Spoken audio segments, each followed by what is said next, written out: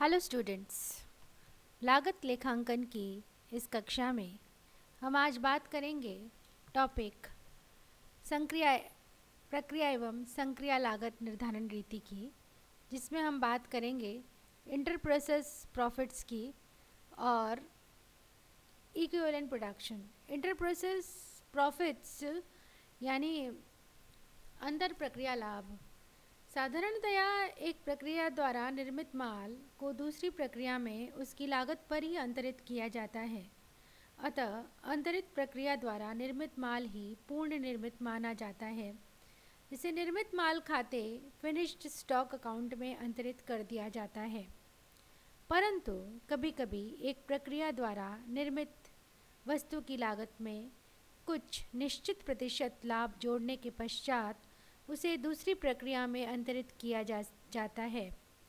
ऐसी स्थिति में अंतर प्रक्रिया लाभ इंटर प्रोसेस प्रॉफिट की समस्या उत्पन्न होती है। इसका प्रमुख लाभ यह है कि प्रत्येक प्रक्रिया के लाभ अथवा हानि तथा उसकी कार्यकुशलता का ज्ञान हो जाता है, किंतु इसमें हमें यह ध्यान रखना चाहिए कि केवल प्रक्रिया लागत में एक निश्चित प्रतिशत लाभ जोड़ देने पर ही उद्देश्य की प्राप्ति नहीं होती है, परंतु वस्तुओं को उनके वर्तमान बाजार मूल्यों के आधार पर ही दूसरी प्रक्रिया में अंतरित किया जाना चाहिए। यदि प्रक्रिया द्वारा निर्मित माल का बाजार मूल्य उस प्रक्रिया की लागत की अपेक्षा अधिक है, तो प्रक्रिया लागत लेखा लाभ प्रदर्शित करेगा। अतः ऐसी स्थिति में अगली प्रक्रिया के लिए सामग्री के मूल्य में पिछली प्रक्रिया की लागत के अतिरिक्त इस प्रक्रिया के लाभ का अंश भी सम्मिलित होगा। लेकिन यह लाभ जो कि एक प्रक्रिया द्वारा दूसरी प्रक्रिया अंतरित करते समय दिखाया जाता है, यह स्थिति विवरण के लिए प्रयुक्त नहीं होता है, क्योंकि यह एक ऐसा सिद्धांत है कि व्यापार से वस्तु का अंतिम स्टॉक, चाहे वह किसी भी प्रक्रिया से संबंधित क्यों न हो, का मूल्यांकन लागत मूल्य अथवा बाजार मूल्य जो दोनों से कम हो के आधार पर किया जाना चाहिए। अतः यह आवश्यक है कि अंतर प्रक्रिया लाभ जो प्रत्येक प्रक्रिया की वस्तु सूची एवं निर्मित माल के स्टॉक में निहित होता है, अतः उसे पृथक किया जाना चाहिए। इसका कारण यह है कि कोई भी व्यापार अपने स्वयं से कोई लाभ अर्जित नहीं करता है। अतः अंतिम वस्तु सूची तथा निर्मित माल के स्टॉक में निहित न वसूल हुए लाभ के लिए स्टॉक संचय, स्टॉक रिजर्व अकाउंट प्रतिवर्ष बनाना होता है।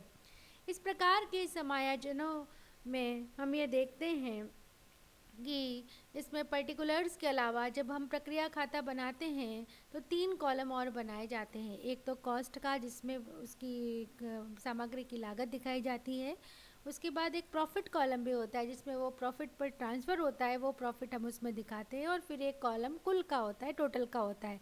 तो कॉस्ट, प्रॉफिट और टोटल, ये तीनों कॉलम्स हम डेबिट पक्ष, प्रक्रिया खाते के डेबिट पक्ष और क्रेडिट पक्ष दोनों तरफ बनाएंगे और हर बार हम उसमें कितना लाभ अर्जित है वो ज्ञात करेंगे। और फिर वो लाभ हम क्योंकि जो हम अंतिम जो हमारा स्टॉक होता है उसमें हम लाभ प्रदर्शित नहीं करते हैं।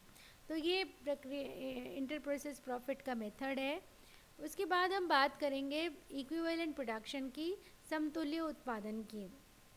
समतुल्य उत्पादन से पहले हमें समझना चाहिए वर्क इन प्रोग्रेस का इसमें बहुत महत्व है। वर्क इन प्रोग्रेस मतलब अभी तक कार्य पूरा नहीं हुआ है, जो निर्माण की अवस्था में है। इसमें जैसे उत्पादन कार्य लगातार चलता रहता है और किसी भी अवधि के अंत में जब हम खाते बनाते हैं तो प्रक्रिया में कुछ माल अर्धनिर्मित रह जाता है, पूरा नहीं होता है। तो इसे अर्धनिर्मित माल या वर्क इन प्रोग्रेस कहते हैं। इसको पाइपलाइन इन्वेंट्री भी कहते हैं।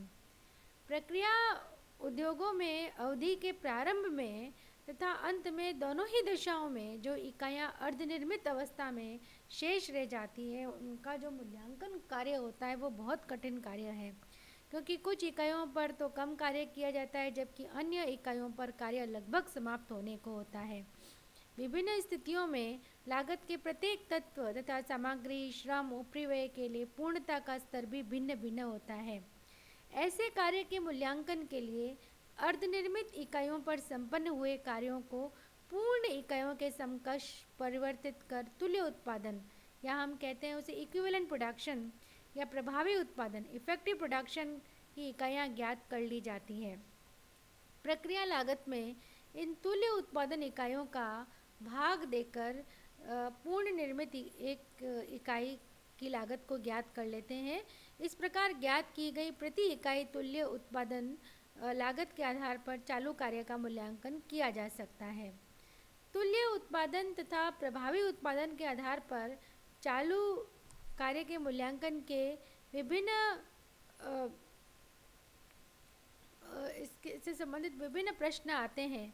जैसे ऐसे प्रश्न जिनमें निर्माणावस्था की इकाइयों की का मात्र अंतिम स्टॉक ही दिया गया हो तथा प्रक्रिया में हानि न हो।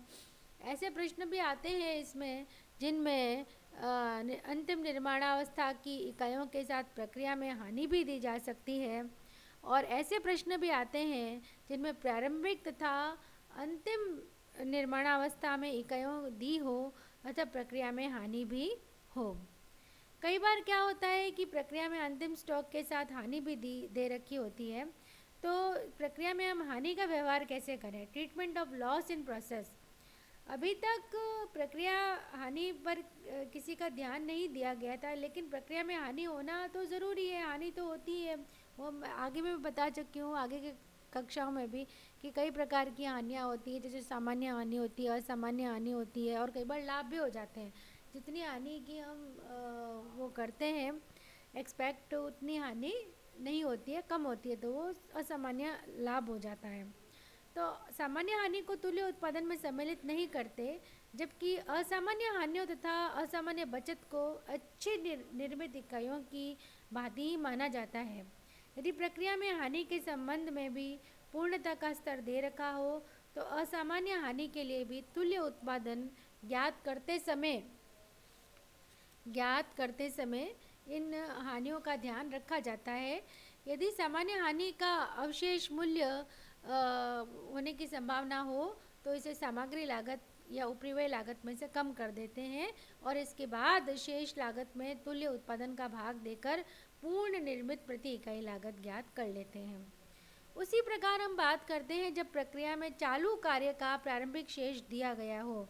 जब प्रक्रिया में चालू कार्य का प्रारंभिक शेष दिया गया हो तो हम तो दो रीतियों का उपयोग करते हैं। पहली रीति है प्रथम आगमन प्रथम निर्गमन रीति, FIFO method, first in first out method, और औसत लागत विधि, एवरेज कॉस्ट मेथड।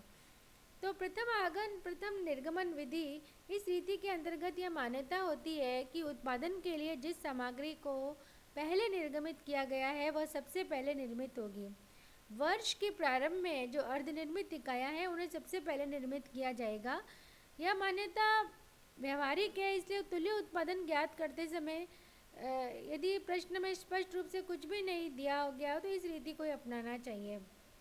इस रीति के अंतर्गत अगली प्रक्रिया में अंतरित इकाइयों को दो भागों में प्रदर्शित किया जाता है।